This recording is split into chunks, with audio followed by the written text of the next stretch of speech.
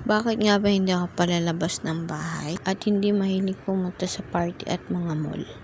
Dahil bukod sa wala akong pera, ako yung tipo ng babae na mas gustong manahimik sa bahay at mag-ayos-ayos ng kung ano-ano. Dahil na nga rin puyat ako lagi sa pag-aalaga kay baby. Tulad nga ngayon, naisipan ko magpintura dahil gustong-gusto ko nakaraan pang buwan magpintura ng bahay.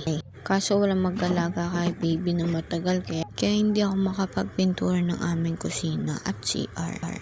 Para kasi sa akin, kung kaya ko naman gawin, ginagawa ko. Katulad ng pagtatiles niyan sa lababo namin, ako na lang gumawa niyan.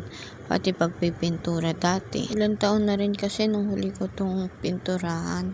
Para sa akin kasi, hindi lang ganda at sexy ang dapat natin i-offer.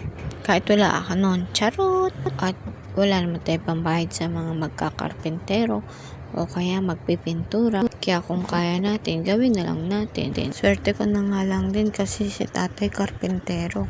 Kaya kapag kailangan ko ng karpentero, andyan siya. At nakakalibre na rin ako minsan.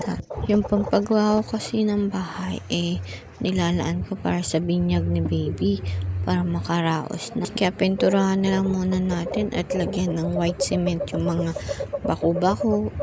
Di naman magtatagal, makakaraos din tayo. Ayun na nga, lumabas na si Lola, naganap ng tsinelas niya. Akala niya yata tinago ko sa bag ko. Nasaan daw yung tsinelas niya? Sabi ko nga, ay naku, baka bumalik sa tindahan. Ito nga kasi talaga yung pakay ko pinturahan. Kasi nga kinakalawang na to. Ito pintura na talaga tong ipapahid ko. Sakit nga lang sa ilong.